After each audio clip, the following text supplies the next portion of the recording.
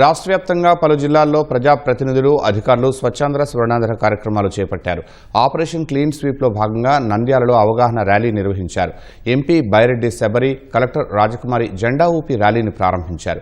మొక్కలు నాటి ప్లాస్టిక్ వాడకాన్ని తగ్గించడంతో పర్యావరణ పరిరక్షణ సాధ్యం అవుతుందని ఎంపీ శబరి అన్నారు.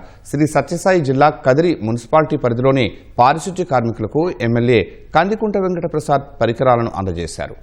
పరిసరాలను పరిశుభ్రంగా ఉంచుకోవాల్సిన ఆవశ్యకతను అధికారులు తెలియజేశారు.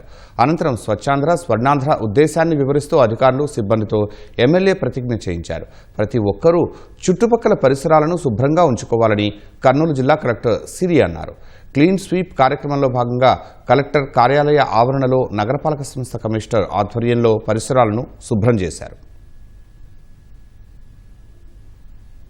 రాష్ట్ర ప్రభుత్వాలు, కేంద్ర ప్రభుత్వాలు ఒకటే దీనికి రెస్పాన్సిబిలిటీ తీసుకోకుండా ఇక్కడ ఉన్న ప్రతి ఒక్కరూ కూడా ఈ రెస్పాన్సిబిలిటీ తీసుకోవాలి. కేవలం మేము ఒక్కటే చేయడం కాదు, మీతో మార్పు రావాలి అనే ఉద్దేశంతో మన నంద్యాల వచ్చేసి it is the hottest area south ఇండియాలోనే.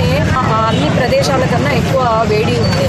మంచి గ్రీనరీతో లేదంటే తడి చెత్త పొడి చెత్త వేరు చేసుకొని అందరూ కూడా ఒకటే అర్థం చేసుకోవాలి. మన జనరేషన్స్, మన భావితరాలు బాగుండాలి అంటే మనం కూడా రెస్పాన్సిబిలిటీ తీసుకొని మనము క్లీన్ నంద్యాలుగా తీర్చిదిద్దాలని కోరుకుంటూ ప్రతి ఒక్కరికి కూడా నేను రిక్వెస్ట్ చేసేది, please start conserving resources. Energy conserve చేయండి.